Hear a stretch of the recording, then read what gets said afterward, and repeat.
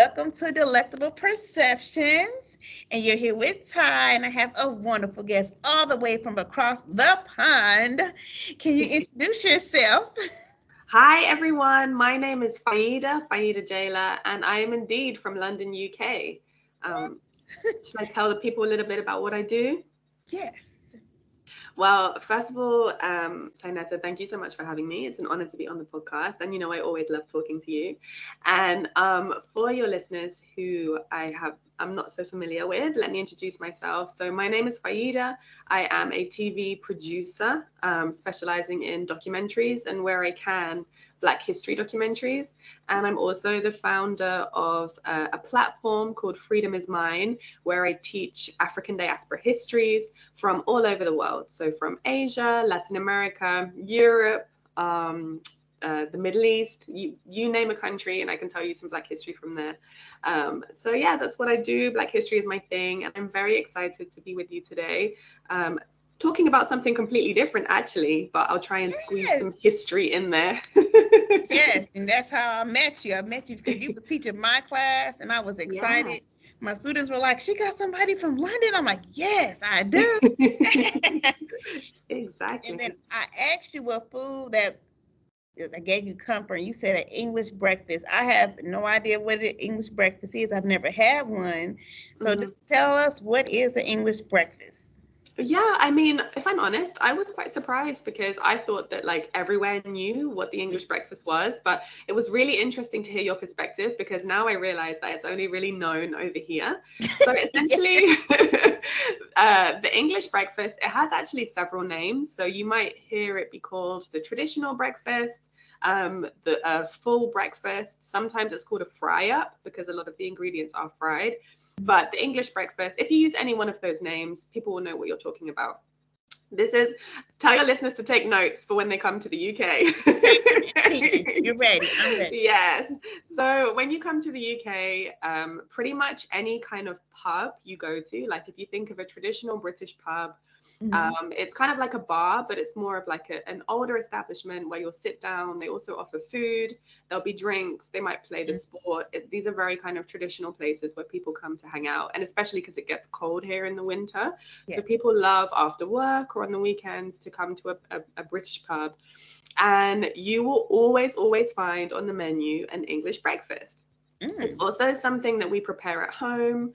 Any hotel you go to in the UK, they'll offer an English breakfast, like pretty much any brunch place as well. So essentially, because I told you I was going to try and get some history in there. Tell me about the history. I need to know. I did my reading because I had no idea kind of the origins of it. I just know that it's very popular here and very common. So this started off in kind of the 14th, 15th century. Right. Breakfast was really the reserve of the British elite classes. So the wealthiest in Britain, with their huge estates and their great big mansions, they were the ones that started the English breakfast because they would often have a large meal before they went on hunting expeditions. Okay. So in the UK, we have a tradition, shamefully, I think, but we have a tradition of fox hunting, which has been like the reserve of the elite. I think, I don't know if it still happens now. I know there were lots of campaigns against it. It might still happen, secretly. But anyway, it was a tradition well into my lifetime even.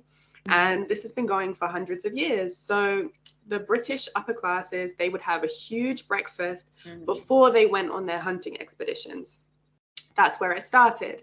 And then, so that was the 14th, 15th century. When we get to kind of like the 18th, 19th century, and we're into the Victorian era, the upper classes continued to have what was known as an English breakfast, but the reasoning behind it kind of changed. Right. And this was an opportunity for the upper middle and upper classes to essentially show their guests, to show off their wealth by offering them like a big breakfast or like a large meal. Essentially, the English breakfast is a very, very big breakfast, so you don't really need to eat until like the end of the day. The evening. So it was an opportunity for the Victorians to show everyone else how rich they were. It's kind of, I guess it's like the Victorian version of Instagram. Like if you can't take a selfie, Look cook at a my breakfast meal. instead. Yes, look at my meal. Exactly. Oh my goodness. And then things get really interesting around the Edwardian time. So this is the end of the 1800s, beginning of the 1900s, up until the First World War. And then you start to find the English breakfast being offered in hotels Hmm. and other establishments. So when people would go on holiday to the UK, they would be able to have an English breakfast in a hotel or in like a nice restaurant. And it really started to become the domain of the middle classes, not so much the upper classes. So the middle classes really then started to indulge in the English breakfast. And then that brings us up to the 1950s, so post World War II, where things radically changed. And the English breakfast as we know it today was began to become a staple of the working classes, and it's really remained that way. So everywhere you go now, like every single pub, there's lots of different cafes. Here we call them greasy spoons. Don't ask me the origin of the name because So it's you not going to the cute. greasy spoon fighter? Yeah, you go to the greasy spoon. I know the name is not cute, but the food is good.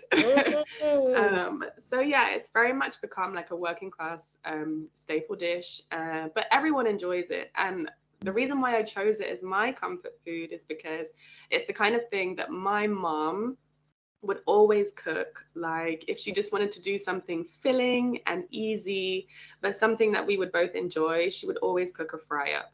And probably at this point, I should introduce your readers your listeners, sorry, who don't know what an English breakfast is, to what it actually consists of. So essentially, it's kind of like you can do whatever you want, but there's some staple ingredients which you'll mhm. traditionally find. So you'll definitely have sausages of some kind. If Okay. you are vegetarian or plant-based, like I am, it will be vegetarian sausages. Mm. Um, for those who eat meat, it will be meat sausages. Then you would have bacon. So again, if you're plant-based like me, you can get veggie or Vegan vegan bacon. bacon, right? Yes. Which I maintain is still delicious. You said it's I not delicious. No, it is delicious. It's very good. Okay. Yeah, yeah, yeah. Yeah. And then you'll have fried eggs. So you'll Mm. have like one or two fried eggs, usually two. You'll have chopped and fried mushrooms. Okay. Mushrooms are a key ingredient as well. And then you'll have baked beans. Are baked beans like popular in the States? We eat them usually like on barbecues, like when people have like barbecue Right. chicken or something that has some beans on the side. Yeah, exactly. You So eat it for beans are very breakfast. filling, they're full of protein. Mm-hmm. So you'll have baked beans in the fry up, and then you'll usually have like a grilled tomato. So you'll just chop a tomato in half and then grill both sides, and that'll be it. And then from there, you can kind of improvise. Like some people will have one or two slices of toast with butter. Some people have hash browns. If you're a purist, which I am not, then you would not be having hash browns. But But I what's the think curious? Why wouldn't they eat hash browns? because I guess they consider it like an import from the US, and it's not really Oh, that's something that, hilarious. yeah, like traditionally that we would have had over here. But hash browns are delicious, and I am not a purist. So all day, every day, hash browns in my English I thought breakfast. everybody ate hash browns. Like, what's the difference? Yeah. Yeah. And then some people have what's known as black pudding, which, me being plant based, I'm not 100% sure how it's made, but essentially it's kind of like a flat disc. It's usually black in color or very dark brown, and it's kind of like a slice of sausage. But I'm not entirely sure what goes into it, like the seasonings and so on. But there you have your English breakfast, traditional breakfast, full breakfast, fry up, whatever name you want to call it. So those tend to be the standard ingredients. You really will find it anywhere and everywhere in the UK.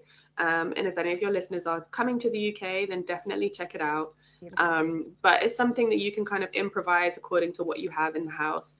And so, yeah, I think I was really kind of reflecting when you asked me the question, when you posed Mm-hmm. the question. I was like, what could I suggest? And um, I think the English breakfast is a good one because Mm. it's something that's the meaning has changed over time. It's definitely become a dish of the people. It's very cheap to make, it's very easy to make, and it's definitely filling. It hits the spot. So that is my choice. Oh my- And you named like 7 or 8 ingredients because I was like, this. Yeah. That's a lot on one plate. It's And it's a big portion. And so now you can see why if you have that in the morning, you would not need to eat again until the evening. so I probably would almost feel, I'm just thinking because I don't eat a lot in the morning, but for those who eat Mhm. breakfast, and then like here in the US, we don't eat beans in the morning time because, No.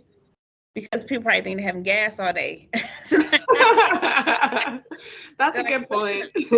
so that's what we were pre-thinking. So like, a typical, American breakfast can be like so many different things, but a lot of people eat eggs in the morning, like you mentioned, Mhm. and the sausage, and then sometimes potatoes and toast. But then when you added the black sausage, not black sausage, black pudding. I thought it Mhm. was pudding, but it's No, actually it's meat. savory. Yeah, yeah, yeah. I think so in the States, what would be kind of like, do you have like a typical kind of brunch dish? Or is Yes. there a typical kind of like when you go into a I know when I was in New York, Hmm. everyone was telling me about grits, but I never actually got to try any. I don't. So I'm not a grits eater, and the No. grits is just like cornmeal, Mm. and it's like, so whoever's listening, y'all, and it's, America, we got our different regions: the north, the south, east, and west. Yeah. So in the south, people ate a lot of grits, and I am Ah. not a grits eater. I do not like the way it tastes. It's like a big old debate if you put like sugar and salt in it. I'm like, don't put it on my plate at all. I don't want it. Don't eat it. Don't. Yeah, you're like, I'll I like pass. oatmeal. I like oatmeal, sometimes cream of wheat, and then I learned like oatmeal is porridge. I don't know, is it the same thing?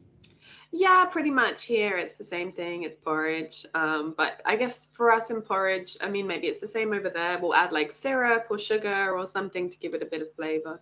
Yes, and I will tear up some porridge. I'm telling you. My mother made that, and but I have my own way of making it. So, thinking about the English breakfast, so can you think of any stories or any type of memories you had around it? And I know you said it's like a typical breakfast, but maybe going into somebody's house and they did not prepare it right, or maybe like somebody had the English breakfast and they left out, like you said, the mushrooms, or they left out the tomatoes, and they just had like a little bit of something. Like, how would you react if they was like, that you're in the UK, you're making this breakfast, and you're like, Yeah. how dare you do this to our breakfast? Wow, I feel like now the English breakfast is kind of being like gentrified a little bit because when you go to like brunch places, they're having like avocados or like kale or Of something, course. and the price is just going up and up and up. And I'm like, no, no, we're not today. What is this? I'm like, you don't need to be experimenting with these expensive ingredients and then trying to charge me 15 pounds instead of five. Like, no. Wow. So yeah, I think now I mean, it's a dish that you can kind of experiment with anyway, but I think sometimes it's kind of, yeah, it's been gentrified a little bit, especially in London. But in terms of like stories about it, I wouldn't necessarily say I have like one particular story, Mhm. but I traveled on and off for about 8 years in my 20s. So I literally went traveling from like the age of 20 to 28 on and off. And I was spending extended periods of time in Latin America in various different countries where obviously the English breakfast is not known or Yes. served. And I just remember like every time I would leave, I would have one in the airport before I took my flight. And every time I would come back, that would be like the first thing I would want to eat the next Oh, morning would be to have that for breakfast. And just for the nostalgia, really, because it's like, it just reminds you of home and it's hmm. something you associate with home. And you can either have it at home or you can have it out. But either way, it's like it's an experience. So yeah, I think I have that kind of association with it. And that's why it brings me comfort in a way. And now, have you made it for someone that was not from the UK? Like, what do they think of Great question. So I actually had a Japanese friend come to it? stay with me. This was kind of a crazy story because so I have my YouTube channel where I teach Black history, and he has a YouTube channel where he teaches Japanese culture for foreigners. Oh, And we only met over the internet because I followed another like Japanese history and culture channel, and he was trying to like steal the subscribers from that channel. wow. So yeah, because he was just starting out. So then he was like sending me a message asking me to follow his channel. So I just followed Mhm. it like to be nice or whatever, because it's a struggle in the up in these YouTube streets I'm like, we need to follow each other and support. So I followed him, he followed me, but we didn't really know each other. And then he was asking me for advice on how to grow his YouTube channel. And I think my advice was too good, because then his YouTube channel grew bigger than mine. Look at that. You gotta follow and your I was like, not that it's a competition. I was like, I need to take my own advice more seriously. But he was like watching the metrics and the analytics and everything. And I'm not really like that. I'm just like, I want to teach. And if people enjoy it, they enjoy it. Mm-hmm. But anyway, and then he messaged me about a year later to say he was actually coming to the UK. And so I had to go and collect this boy from the airport with his huge 2 suitcases. And I was like, if you want to, because he then had to travel on to Glasgow in Scotland, which the train journey is 5 hours. Okay. And his journey from Japan, he'd gone to Japan, to Thailand, to London, and that journey was 12 hours. And I was like, there's no way you can do that back to back. Like, you can sleep in the spare room at mine, and then in the morning you can take the train and go to Scotland, and you'll be like refreshed and had a good night's sleep. So I went to collect him from the airport. It was one of those things where I didn't really know like what he looked like properly, because he was wearing a COVID mask. And then this guy just comes up and is like, Faida. And I was like, who are you? And I was like, oh, okay. So yeah, and then obviously at mine for breakfast, I cooked him an English breakfast, because I was like, I don't really know what else to make, and I have the ingredients, and it's quick and it's easy and it's nutritious. So obviously he's experiencing it for the first time, and I've had it like 500 times. Exactly. And he was like, oh my gosh, this is amazing, etc., etc. And he was like taking pictures and putting it on Instagram. And I was like, dude, this is just breakfast. Like, this is nothing. Like, if I knew he was going to put it on Instagram, I would have done like a nice little, presentation or something. But I was like, you cannot be. Yeah. But he enjoyed it. And yeah, it definitely set him up for his 5-hour train journey to Scotland. So yeah. So now you can get a Japanese breakfast if you decide to go to Japan. So I hear, but I was having this conversation with him, and apparently there's not a lot of like plant-based cuisine in Japan. Mm-hmm. There's not a lot of vegetarianism or veganism. And obviously, Japan being a multitude of islands, a lot of it is like fish and seafood based. So I don't know how well I would fare. But get some broth, put some broccoli, and that's your breakfast. Okay. Can you imagine? I'll have to go over there and be cooking an English breakfast for myself. Everybody be like, what? What is happening here? Like I told you, why is it beans? Am I right? Yeah, exactly, for breakfast. But yeah, I know British food gets a very bad rap internationally for being like not very nutritious and not very exciting. And it's terrible. The food here is terrible. But for that reason, because I think British cuisine in itself is not very exciting, we do tend to adopt a lot of dishes from elsewhere. So like if you go out to eat, you would never have you would never order British food. You would have like Mexican or Thai or Indian is so popular. Like everyone eats Indian food here. And Pakistani. That's my favorite cuisine in the world. Because we have obviously it's a sad part of British colonial history, but happily we do have a big Indian and Pakistani community in the UK, very, very large and very well established. They've been here for a lot of generations. And so I think Indian food has almost become just a subset of British food for us. Like if I travel for a significant period of time and I don't have Indian food, I start to lose my mind. Yeah, and it was so funny. I was in Mexico for a while. I was teaching there, and I went one day to an international food fair that they were having, and each stall had food from a different country, represented a different country of the world. And I remember I went to the British stall and they were serving Indian food. That's hilarious. I was like, yep. British food. It was the Indian food. Yeah. But obviously it was like under the British stall and with the flag and everything. And I was like, this is just so ironic. Like when you try to explain You it to stole the people. food too. I know. And you know what's so bad is that I was reading in a newspaper article the other day, which was saying like the word that we use for a lot of Indian food is like curry, right? We say I'm going to have a curry, or I'm going to eat a curry, or make a curry. And actually, from what I remember from this article, there is no word in any Indian language for curry. It's not. No, because each dish has its own name, and there's regional differences. There's like religious differences in diet. Each dish has its own name, but there is no word like curry. That's really just something that we use. I guess it's kind of like a post-colonial term, just to refer to like Indian cuisine in general, Just which actually just curry, and it really like dismisses all the different nuances and the cultural aspects for like generic curry. So I throw my hands up and say I'm guilty of that. Like, but it's a teachable moment. But yeah, definitely something that we need to work on. But it's my favorite food. You said the curry. It made me think about island food because we have our Jamaica, Trinidad here, Right. and they eat a lot of curry. Like I'm thinking about curry chicken, curry lamb, curry Curry fish, goat, all that. I didn't think about Indian food when you said curry though. But that's because Jamaica and other Caribbean islands under British colonial rule had such a big influx of Indian indentured workers. So essentially, Britain abolished slave trade in most of its colonial territories around 1833, 1834.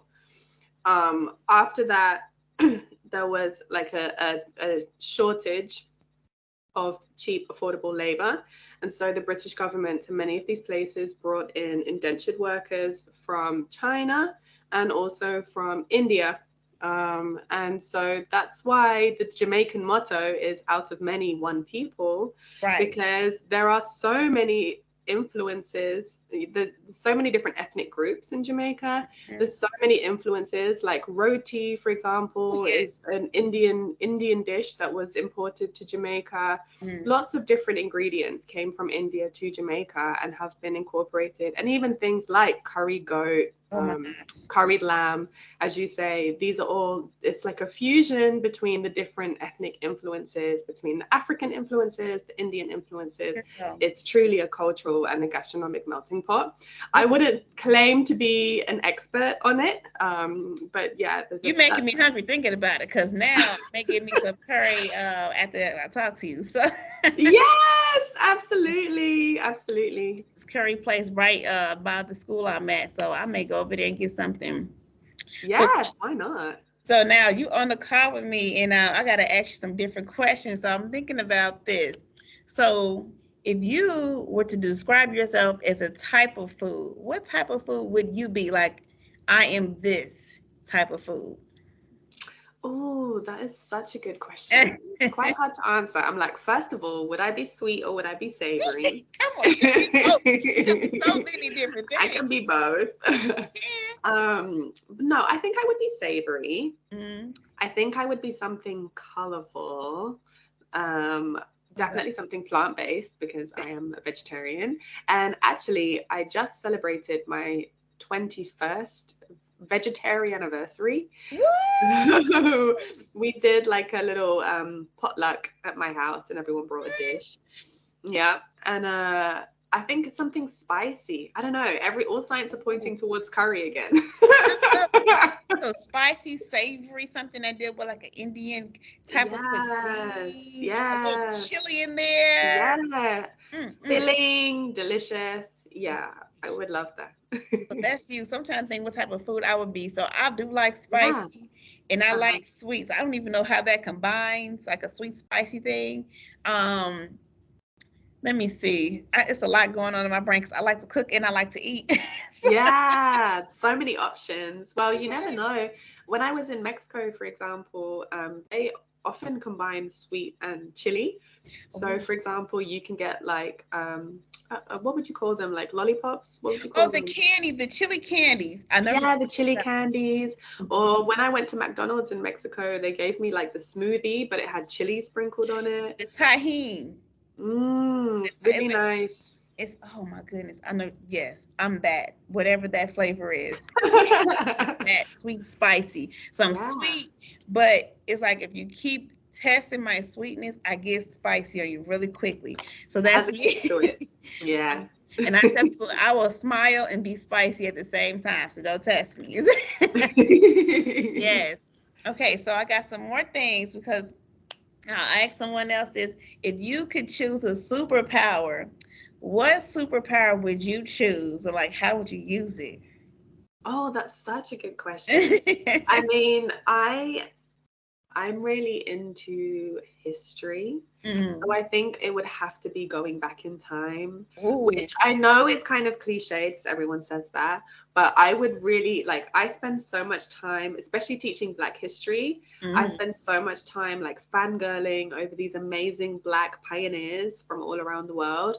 And I would love to just go back in time and see them in action and Ooh. ask them questions and just pick their brain and get and just I think because the history books only tell so much, and Right. especially when it comes to Black history, not to get too Mm. political, but a lot of our history has been like written or rewritten by European scholars.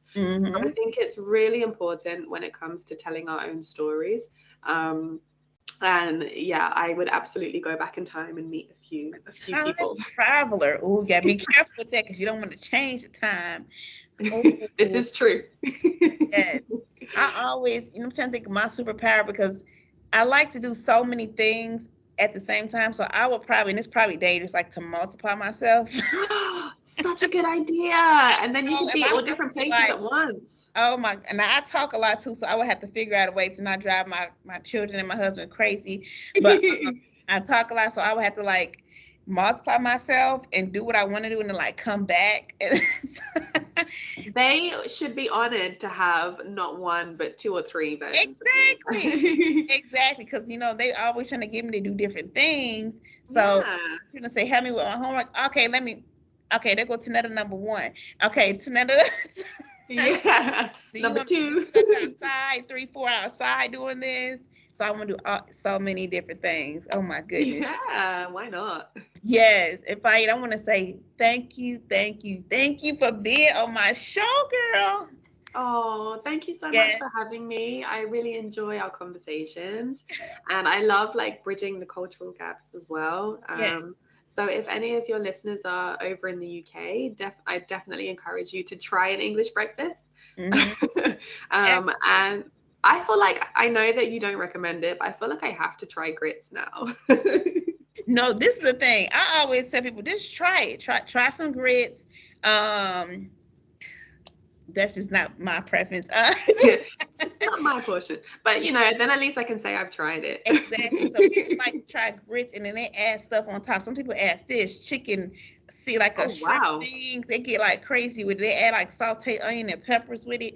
Um, I They're know, and really inventing. I'm not. So, and a lot of this came from slavery. Like grits is a very Yeah. cheap, like it's a very cheap meal.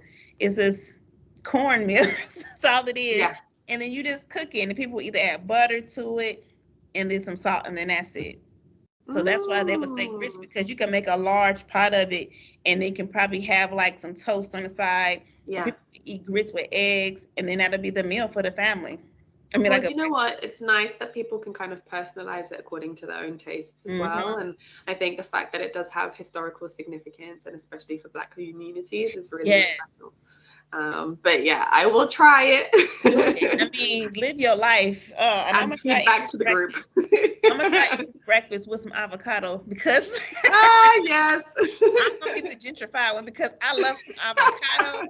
I do. Bougie. I had some yesterday and I had some the day before. Yeah, I mean it tastes great. It's not so great when the bill comes. Oh yeah, I buy it. I gotta go to the grocery store. I Yeah, buy my own. Is it expensive over there? Because I don't know, like where it it can get be. I mean, from. we're in Ireland, and so pretty much everything is imported. So it can be expensive, but I mean it's affordable, and I do cook with these ingredients. But Mhm. yeah, it's when I started traveling in Latin America and I started seeing like the actual prices for like fruit and vegetables, I was like, this is a whole different, and the taste is just so much Yeah, fresher. I was like, this is from the it's so source. cheap. If you go somewhere where they're growing that plant, it's so much Uh-huh. cheap. And So it just, the much. taste is completely different. So but yeah, all of that to say, I do cook with avocados at home, but you know, you have the gentrified version, have the bougie version, it's fine. Yes, people putting their kale on them, like, take this off my plate. Take this off. I don't want this. That's where you draw the line. I'm gonna put this on here. But I understand they have to add their own personalized touch, like I told you, Yeah, Fritz. And let me know when you here in the States, okay? I will Because do, absolutely. I am in Indiana, and that's central Indiana, but you know, central United States. But if you go down to the southern part, it's a different type of dishes, and it's just amazing. Every part, like the West Coast got their dish, East Coast got the chowder, and then South is like a lot of heavy food, like the chicken and the. It's just a lot of heavy food. Like you gonna gain weight if you if you go down, gain weight. So anyway, I appreciate you, girl. I appreciate you. Oh, thank Yes. you. Likewise. Thank you so much for having me. It's always a good time speaking to you. And Yes. yes, I would love to check in again soon. And thank you to your listeners for tuning in. I appreciate it. Thank you, everybody, and thank you for tuning in to Delectable Perception. You will see us on YouTube. All right, y'all, and and you all have a blessed day.